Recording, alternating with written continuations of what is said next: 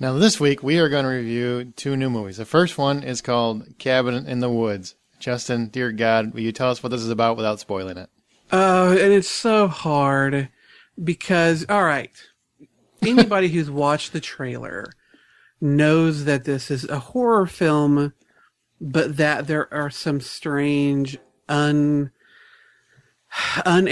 sci-fi elements to it. And if you've seen the posters and any kind of advertising, it's telling you this film is not what you think it's going to be. And I went into it knowing exactly that. I knew it was horror, some weird sci-fi. I think I kind of know where this might be going, but let's sit down and watch it. So my brother and I go to the theater. We sit down. I am a massive Joss Whedon fan. I've loved the stuff that he's done with Drew Goddard, who directed this film, though the both of them wrote it. And I sat down and prepared myself to watch this movie. By the time it was done, I was thrilled that I had no idea what was going on, because where the story went was so far to the left of where I thought it was going.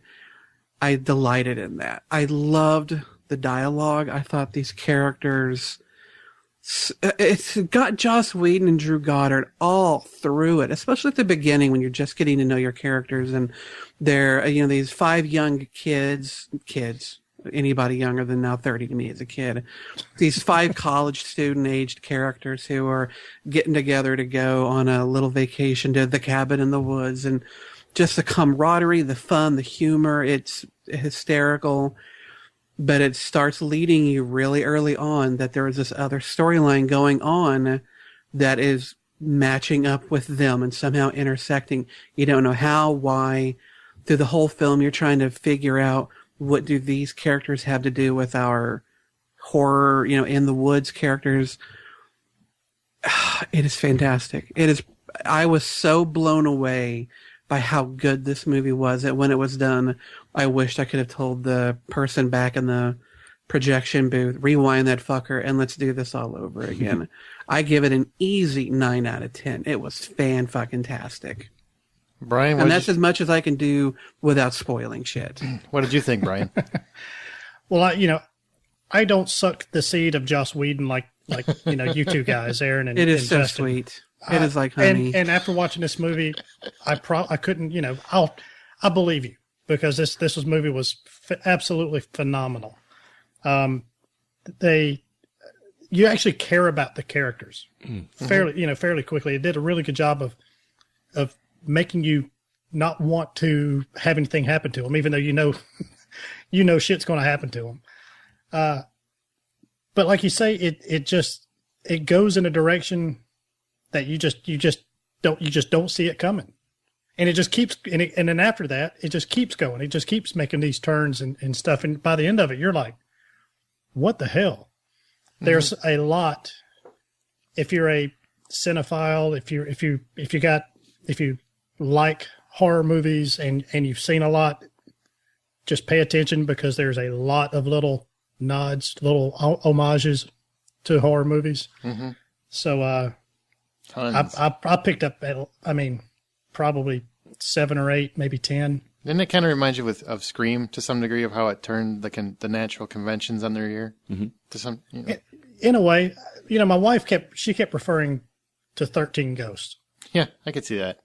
And I kind of agree to a certain extent. We got in a little argument about it, but that's good. You should always get divorced over a movie. Yeah.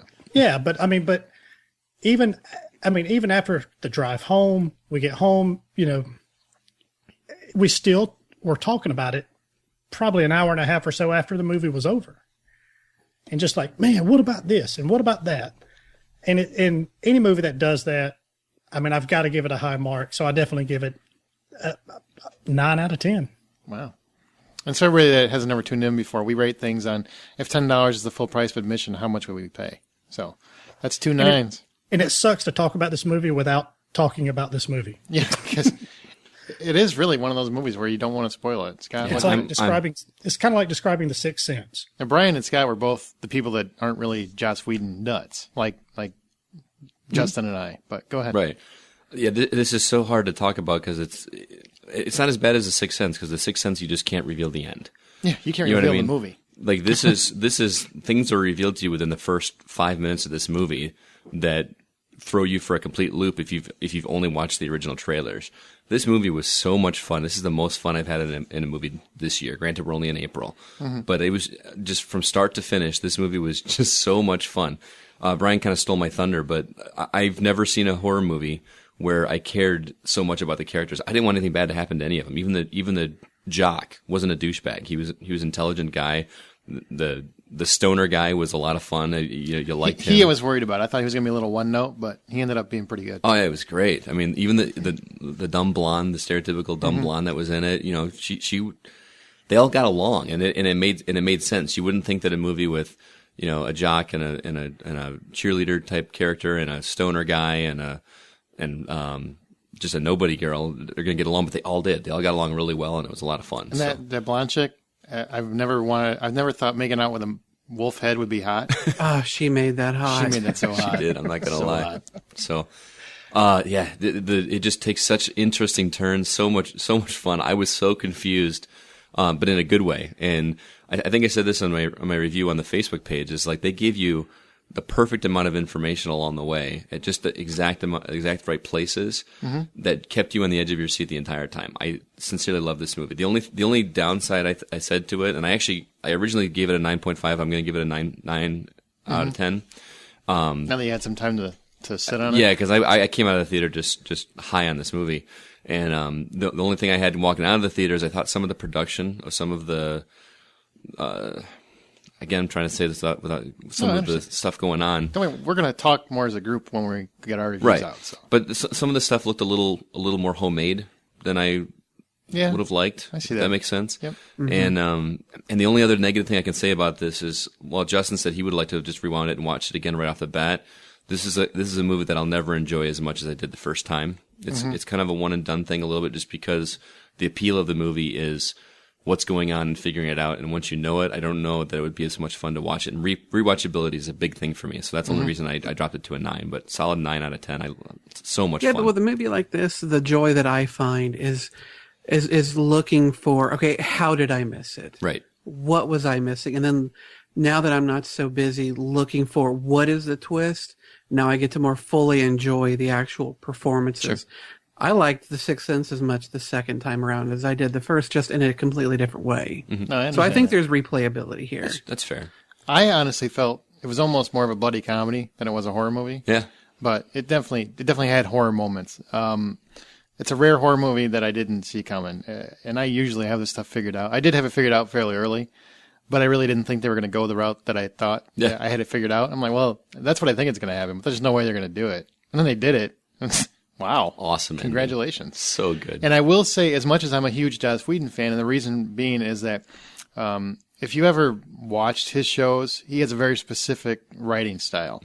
Like the episodes that he writes, you know that he wrote them. Would you agree, Justin? yeah. Justin, Yeah, especially? Because yeah. you've seen all the shows.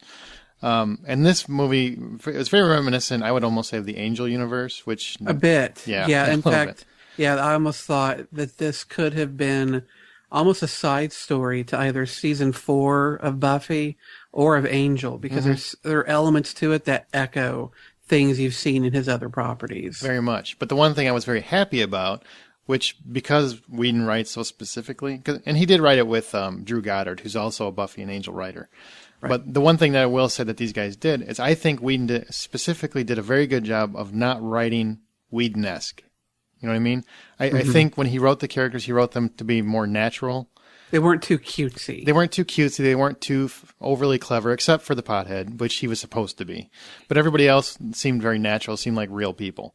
And that's not an attribute of Whedon's characters. Normally his are very clever and very unique. You know, oh, Joss Whedon wrote that. You know, you can tell. This was very much more of a natural horror movie, which is a crazy-ass plot. And the fact that the only thing that I had some issues with were the special effects were a little weak in one or two areas, like you were talking about. And I did get frustrated more than once when they would cut away from the tension for a joke. Because there were a couple spots where I just, it was real tense, then it cut away for a joke. And yes, it was funny, but also part of me is like, motherfucker, really? a couple of those spots, I thought that was awesome, and a couple other spots, I'm like, I'm gonna stab somebody if you don't go back to what I was watching. Like the one, in a way, it kind of plays into the fact that they a couple of times they build up the tension. I guess they don't, just because there's tension, they don't have to do something, or they didn't necessarily do anything. Mm-hmm. I don't want to cite specific parts, right? But there were a couple of times where there really wasn't much tension, and bam, something happens, and then vice versa. Hey, there's a lot of tension, and you're like, oh, okay, all right, I can relax now, or laugh, whatever the case is. So I kind of agree with you on that point, but I think it was just part of the formula that they were using to kind of keep you on your toes and keep that what the hell's going to happen next type of feeling going on in your head. It was a movie that was very focused on straying away from convention. Oh, absolutely. Right. This is the most creative horror movie I've seen in years. And I like that a lot of the jokes that they cut away to actually got paid off later in the film when shit starts really going One in fucking particular. crazy. Yeah, there's several in particular, not just the one you're thinking of. There's a lot, and the one thing, and this is where I go to rewatchability because you brought that up, is that I think, and we can't really say without explaining the plot, which I'm not going to do, but once you see the movie and you see how the story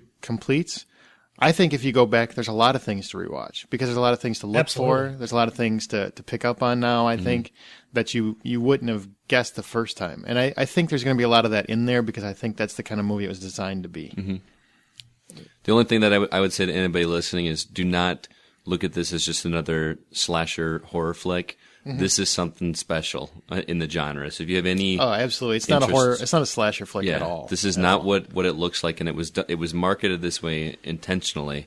I think you mentioned to me that Joss Whedon specifically oversaw all the trailers. Yeah, to like and actually all the trailers that you've seen only show the first 10 minutes of the movie. You actually do not. Yeah. From the theatrical trailer, supposedly you don't see anything from after that point. So and the stuff that you think you guess, like, I bet there's some kind of government thing going on that's in the trailer, you find that out in the first 2 minutes. You didn't figure shit out. And Bradley Whitford is so fucking awesome funny in this movie. Oh yeah, he's so funny. Oh my god, he had me almost on the floor. and the other guy that his partner, the older guy, was funny too. Richard Jenkins. Yeah, the dead guy from 6 Feet Under. Yeah. Yeah. Oh god, it was so good. Oh god, it was good, but yeah, fantastic. And I was shocked at how many Whedon alum were sprinkled amongst the cast. And I was actually shocked Felicia Day didn't play the redhead young character in this. I was shocked that Nathan Fillion never popped up. But like I said, so there's 4 of us, and I give it a 9 out of 10. So all 4 of us gave it 9 out of 10. It's fantastic. And just so you guys are very clear that are listening, there's 2 of us that, yes, we love Joss Whedon and the house that Whedon built, who's also behind the Avengers, which I'm still confused. Oh, my hard-on for the Avengers got even harder after seeing how good this was. Calm down, brother. So there's 2 of us that are obviously Whedon-esque, and that's me and or that's Justin and I. But Scott kind of knows some of his stuff, so he likes him a little bit. And Brian kind of knows some of his stuff, so he likes him a little bit. But they are not fans by any means. They're just guys that kind of know his work. So that's 4 completely different perspectives saying it's a kick-ass horror movie.